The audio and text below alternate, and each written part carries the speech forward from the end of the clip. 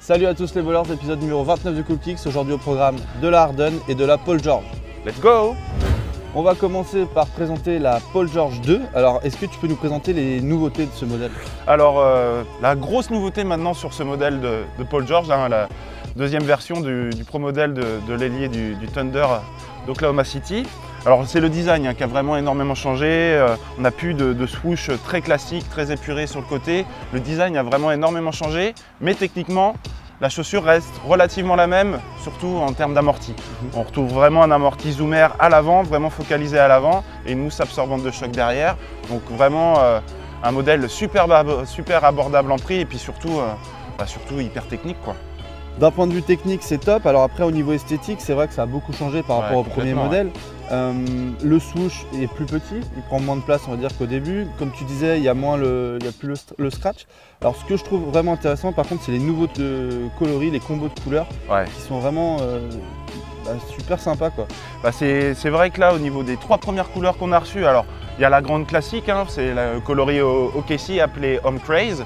On a reçu également le coloris March Madness pour le tournoi NCAA avec toutes les couleurs qui représentent un peu tous les logos des équipes NCAA du tournoi universitaire. Et on avait reçu également un modèle qui était plus limité, c'était la All-Star, hein, la Palmdale qui était sortie pour le All-Star Game à Los Angeles. Tous les joueurs un peu signature de Nike avaient leur propre coloris pour le All-Star Game. Donc les coloris sont super sympas et vraiment cool, quoi. Alors pour revenir un peu sur les côtés techniques et les différences avec la PG1, c'est vrai que bon, l'amorti est le même, la traction est la même en termes d'adhérence et de grip au niveau de la semelle.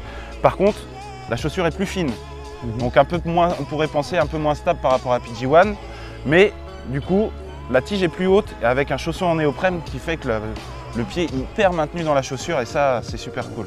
C'est vrai que ça monte très haut derrière, c'est un des rares modèles où on voit que ça monte haut derrière comme ça. Ouais, et puis toujours le petit rappel hein, c'est souvent la question qu'on nous pose au magasin, est-ce que c'est bas, est-ce que ça tient bien, moins bien? Non, c'est pas le cas parce que c'est hyper coqué au niveau du talon, hein. On le répète à chaque fois, et c'est vraiment ça le plus important. Si votre pied est pris à la base, c'est vraiment un énorme maintien. Donc voilà, la PG2, on a pas mal d'autres coloris qui vont arriver pour le mois d'avril, parce qu'au mois d'avril, on a des sorties à gogo, et notamment un coloris Mamba Mentality pour le Mamba Day, mais on vous en dit pas plus. Donc la PG2, un gros délire.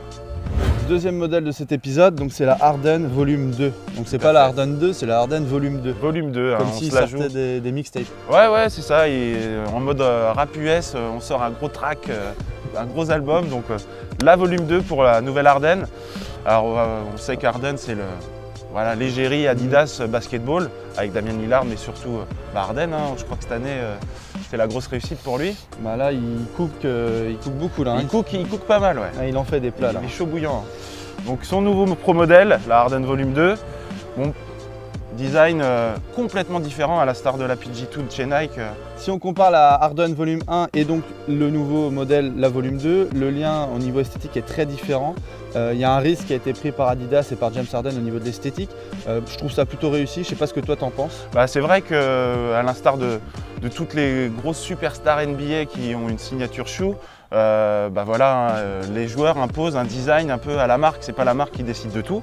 Et là, je trouve que c'est vraiment réussi, hein. La Volume 1 était hyper simple en termes de design. Là, on voit quelque chose de plus personnalisé, de plus recherché, de plus développé. Et c'est vrai que franchement, le lassage est pas asymétrique comme sur la Volume 1.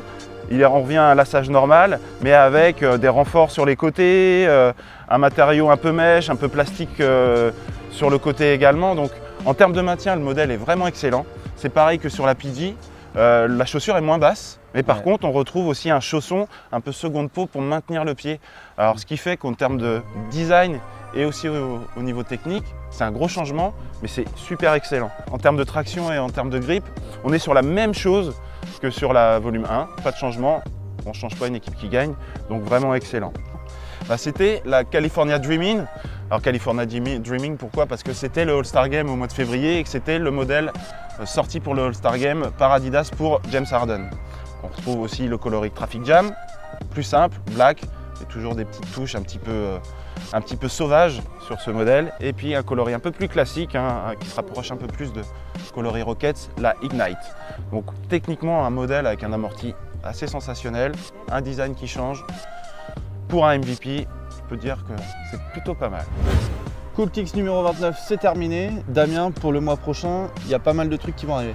Alors ouais, là, c'est vrai que dernièrement, les sorties étaient un peu moins fréquentes en fonction des marques. Alors là, chez Nike et Jordan Brand, et surtout chez Nike Basketball, là, ça va être très lourd. Alors pour le prochain coup de Kicks, va falloir faire un tri parce qu'on aura trop de choses à vous présenter. Alors n'hésitez pas à suivre un peu notre blog Cool Kicks et les réseaux sociaux pour voir tous les modèles qui vont sortir. Mais nous, on va se focaliser sur un joueur qui ne joue plus, mais qu'on aime à fond. On aime beaucoup. C'est qui? Kobe Bryant. Donc le 13 avril, comme tous les ans depuis 2-3 ans, c'est le Mamba Day. Et à l'occasion du Mamba Day, on va avoir son nouveau pro modèle qui est porté par Demar DeRozan, qui a révélé la Kobe ADI NXT 360 il y a quelques jours face aux Cavs. Ce sera le modèle vraiment phare qu'on va vous montrer. Et puis quelques petites autres choses un peu rétro Kobe, mais on vous en dit pas plus. Rendez-vous le mois prochain. Salut les ballers!